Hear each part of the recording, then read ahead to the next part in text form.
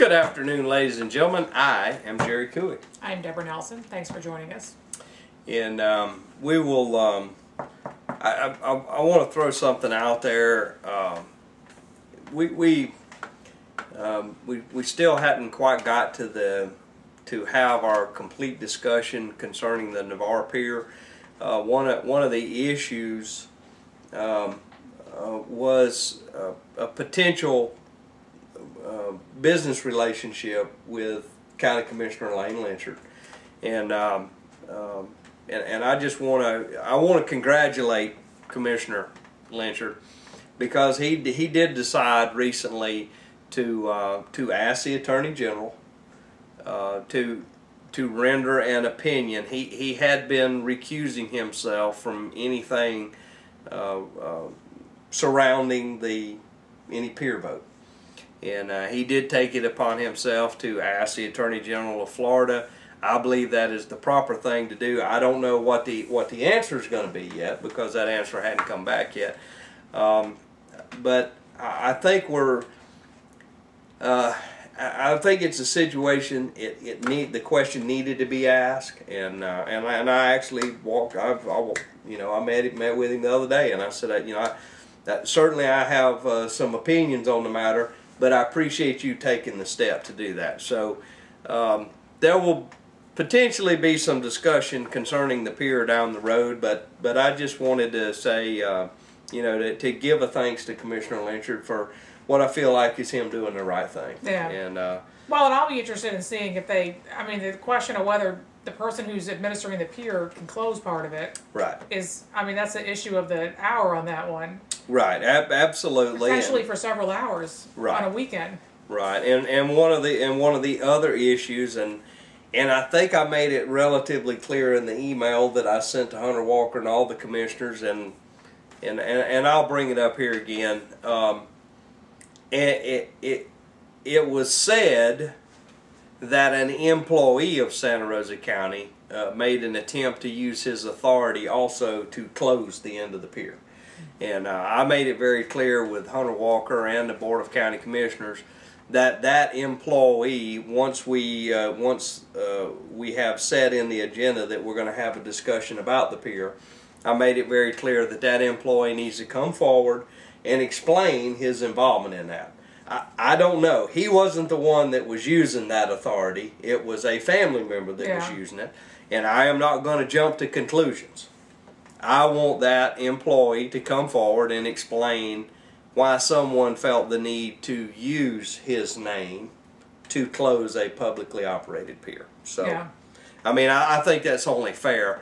Well, the other thing they need to do is if there were prior weddings, there needs to be some kind of accounting of where the funding, where the money went. That is correct. There needs to be a ledger of all monies coming in and out of the pier. Because surely it was rented if there were prior weddings. Well, at this point we don't know.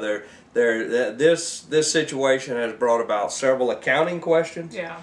It has also brought about a question of was there or was there not illegal alcohol on the premises at this time. And then certainly a very open and honest discussion about who has the authority to close the end of the pier. Yeah. And I haven't talked a lot about this, folks, but the fact is the sign was up. The pier was to be closed, the octagon at the end from 3 until 7. 2 different newspapers have printed that photograph. And my opinion is that no one has a legal authority with the exception of the Board of County Commissioners to close that pier. Also, it was stated that, well, since we're telling you to get off of the pier, we'll refund your money.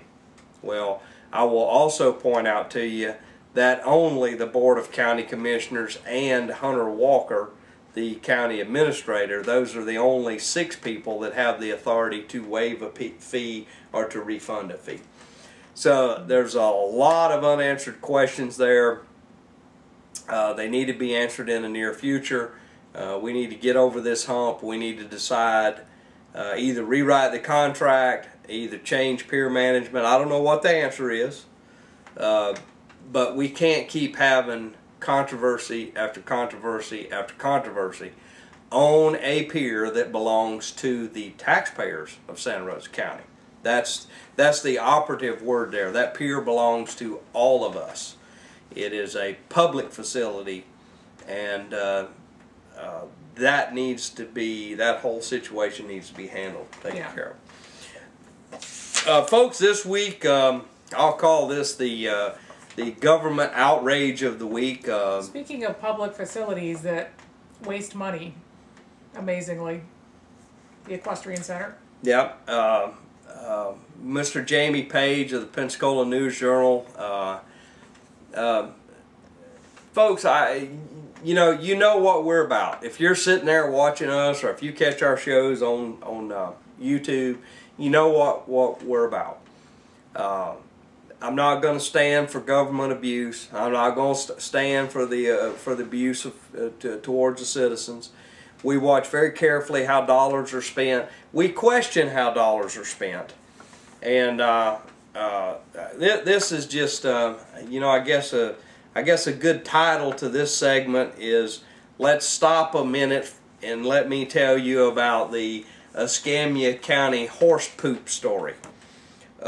This is absolutely, now, quite honestly, I'm not shocked that this behavior continues from elected officials in our county or in Santa Rosa or in Escambia County.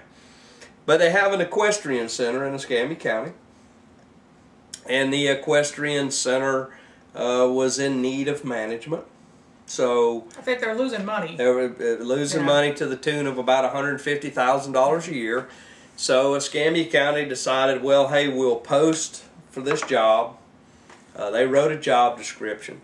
The job description said, you'll know how to do this, and it had a whole list of things. And the salary range was supposed to be $42,000 to I think around $53,000, somewhere in that range, plus some benefits.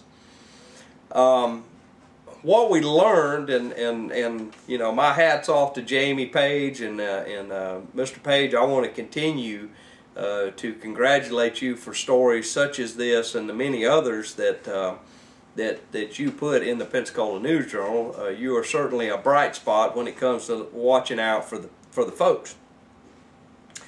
But a fella named Forrest Gibbs won the job. He was selected. Now, to tell you how this was set up, Escambia County has a 3-member selection committee. That selection committee is Assistant County Administrator Larry Newsom, County Human Resources Supervisor Barbara Kaiser, and Parks and Recreation Director Michael Rhodes. And they were tasked with looking at the applicants, and there was some 64 people that applied for that job. Well, somewhere in the process, County Commissioner Wilson Robinson apparently went to all 3 members and had a conversation with them in favor of Mr. Gibbs. And he also allowed Mr. Gibbs to put him down as a reference for this job. What surprises me about that is, I wouldn't have a problem if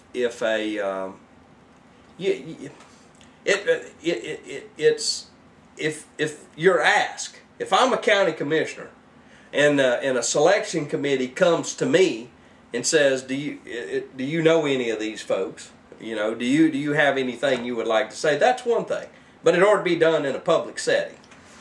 But for a county commissioner to step forward to go find the 3 members of the selection committee, and of course, Commissioner Wilson says that, well, I didn't unduly influence him. I just, and said he could. He was actively lobbying for this guy, is what it sounds like.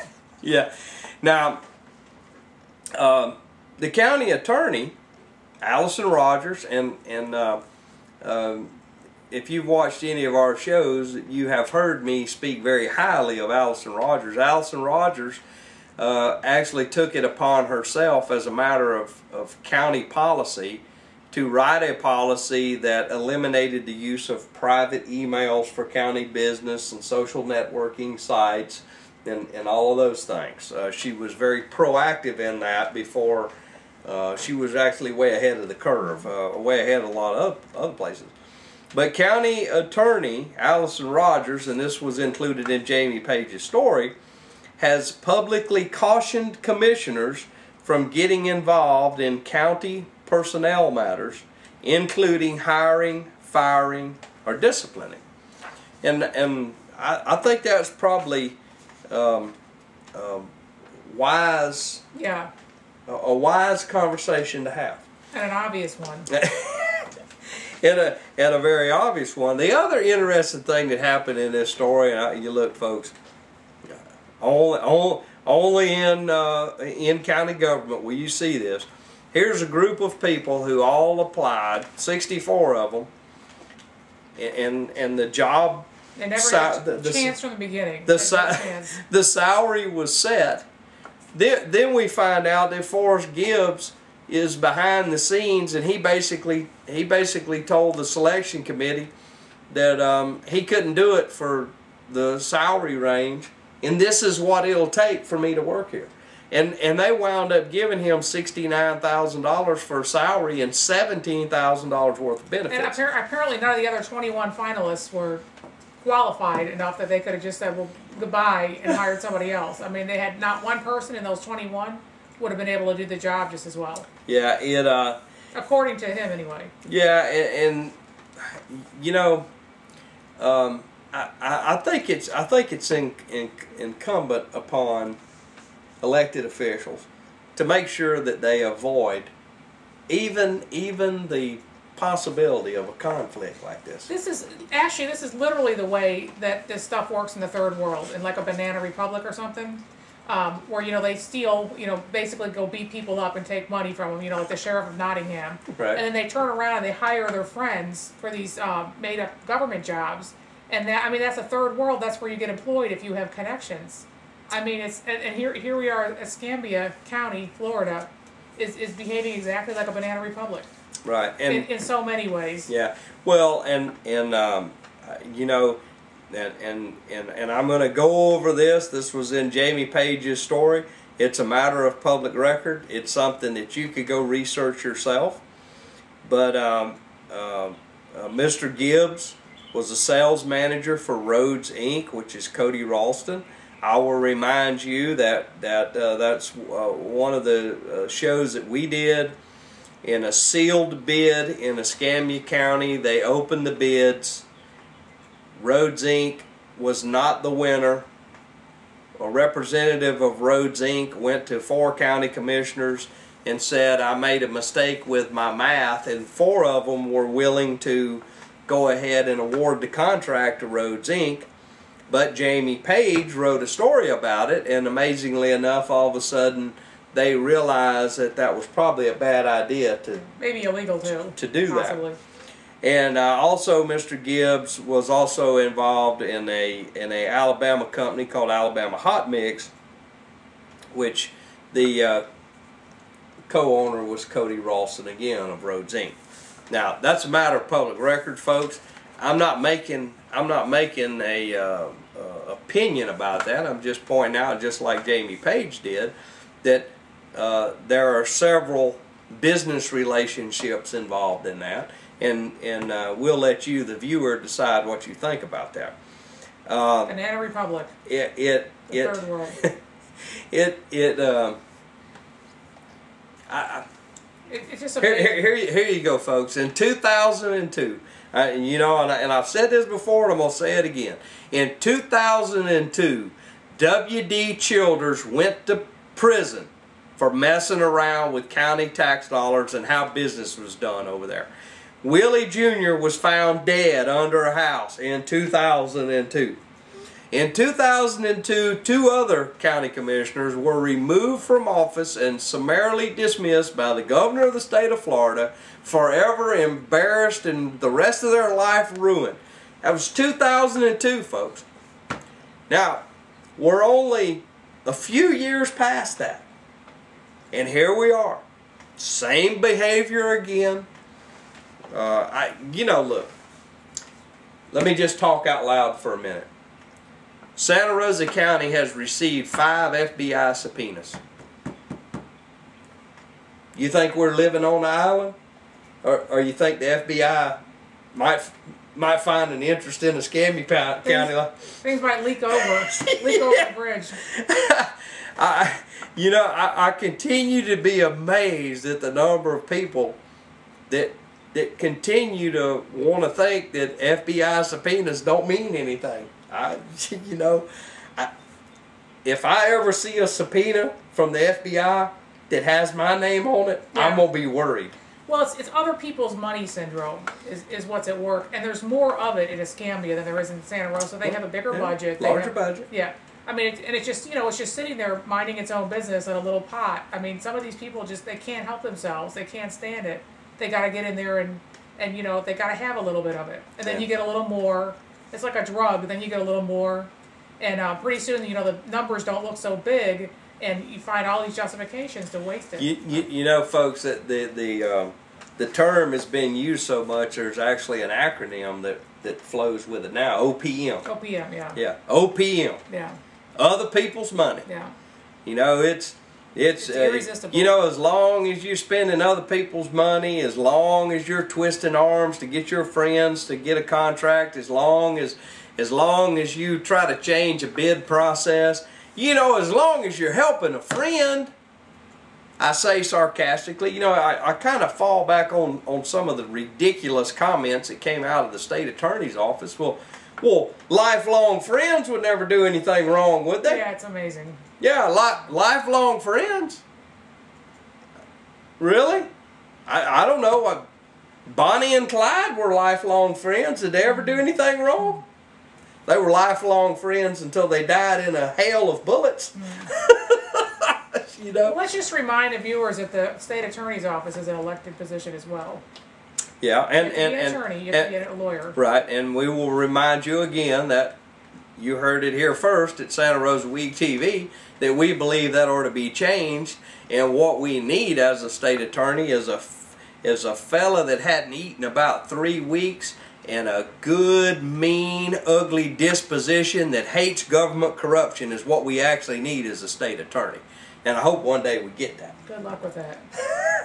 But there you go, folks. There's horse poop from across to the other county over there. I'm Jerry Cooey. I'm Deborah Nelson. Thanks for watching.